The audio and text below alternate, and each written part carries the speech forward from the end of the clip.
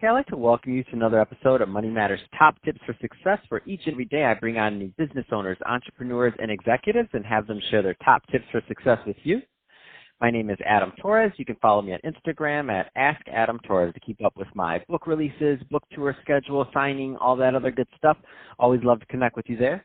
And as always, if you'd like to apply to become a co-author of one of my upcoming books, just head on over to the website, moneymatterstoptips.com, and click on Become an Author to apply. All right, so today I have Chris LaPorta on the line, and he is the VP of Investments and Operations over at ATG Trust Company. Chris, welcome to the show. Yeah, great. Thanks for having me. So I'm excited to get more into what you're doing over at ATG Trust Company, but before we do that, let's get a little bit further into your background. So how did you start in business and in your career? That's a great question. I feel like a lot of what I'm doing today was pretty random.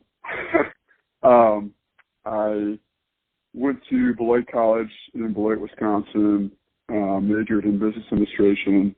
But throughout my life, I always had an athletic background. I was really into sports. Always worked, throughout high school, throughout college. I worked, at the YMCA doing coaching. I coached baseball for a long time. So I've always had an athletic coaching background. And, I fortunately fell into an industry that gave me an opportunity to kind of coach and mentor clients and team members. And, when I first graduated college, I remember my dad gave me 6 months to find a job. And, I just graduated. It was 2005. Had no idea what I wanted to do, like most graduates, at least back then. And first job I took was awful. I think I lasted 3 months, had a terrible experience. And I had a friend working at a bank in the trust operations group, and they had an opening, and I started there. And in 2008, I transitioned to where I'm at today. So it was really by chance that I fell into the trust industry, but it gave me a really good opportunity to coach and mentor on a different level outside of athletics. And that's awesome. And I love that story because I think a lot of people find finance or find these niches within finance at times by referral or things like what you're doing, but you didn't go to school and say, hey, I want to be a VP of investments over at ATG Trust Company when I grow up. I mean that's just not the way it typically works. But I love that you found I love that you found the industry, and I love that you see how translatable your skills were that you've gained along the way into what you're doing present day. And we're going to get more into ATG Trust Company. But before we do that, there's some younger entrepreneurs, or there's also, some executives, or there's also people that are just graduating college and they're just getting started. And maybe they're where you were when you started over there. What kind of advice would you give to that real newbie that's really just getting out there in terms of possibly pursuing a career in trust or on that side of the finance business?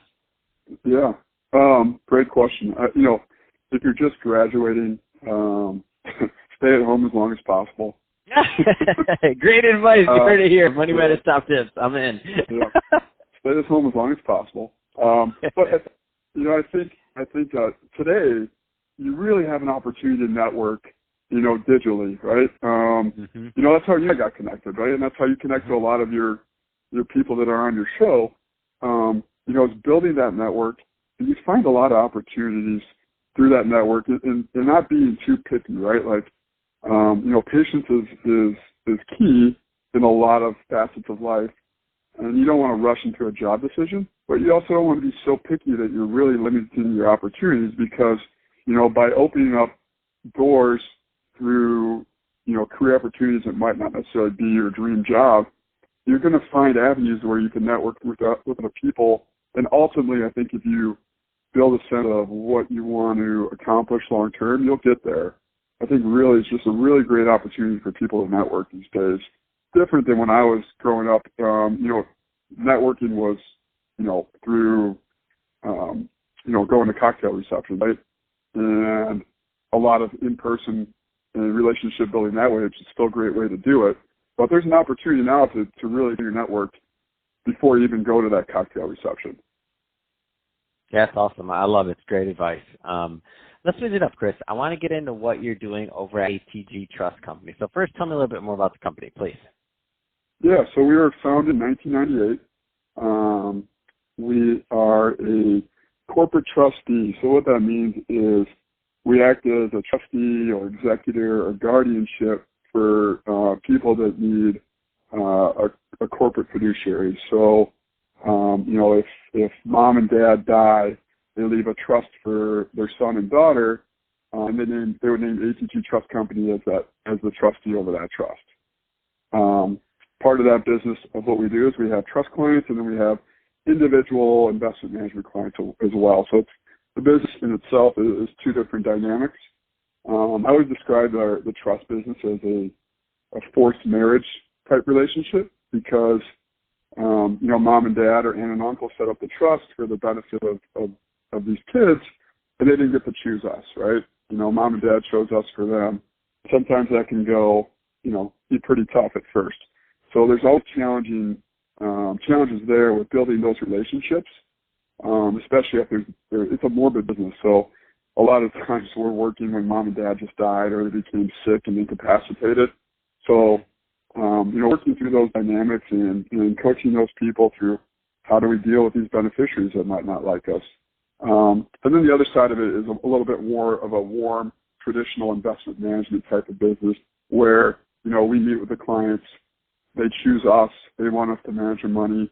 It's a long-term, ongoing relationship. And the nice thing about being in the trust industry is that we operate as a true fiduciary. So you hear that word thrown out a lot lately in the finance world and especially in the investment world of what is a fiduciary. And some people claim that they're fiduciaries, but they don't necessarily have to be, right? So as a trust company, we're obligated by law to act as a fiduciary. So if we don't do that, we're shut down essentially. So we can honestly say that we're doing everything we can to work in our clients' best interest. So from an investment standpoint, we're fee-based only. We don't get compensated based on what we buy or sell or how we trade. It's a pure business. Are there any kind of, I think trust is extremely interesting right now. When we think about the wealth management shift, the amount of people that obviously transfer wealth from baby boomers to the next generation, trust and what's happening. I mean, I don't think it gets enough light or news or press, but it's really important the work you're doing and how that, and you're really in the middle or forefront of that transfer of wealth, especially for, for clients that either have larger amounts of assets or have very structured giving that they want to make sure lasts, after they're no longer with us. Any kind of trends that you just kind of notice from your vantage point, just working day in and day out in trust? Yeah, that's a great question. I mean, we're in a good observation, and we're in the largest wealth transfer in history, right? Money transferring from boomers to millennials, and then it's even going to be more so from millennials to their kids. It's the largest wealth transfer in history, and from our end, what we're seeing and what our business is really focusing on is we're seeing a lot more need for trust that are in what we call the special needs trust arena. And our company is really focused on special needs trust and guardianships. And, it deals with clients that have substance abuse issues, or maybe they're just on the autism spectrum. Stuff that's a lot more widely recognized than it has been historically, right? If your child was on autism 30 years ago, it wasn't as widely accepted or recognized as it is today, right? So, a lot more families are setting up these special needs trusts for their kids that might have these needs financially where they might be able to take care of themselves long term, or they might need some assistance. And what a special needs trust does is it allows them to get certain benefits, governmental benefits, by also having money available to them to help supplement those. Because traditionally, if you just give the money to the kid outright, they're not going to qualify for certain benefits. Mm-hmm. And this also helps with people who see a lot more substance abuse issues. So they need help managing their money.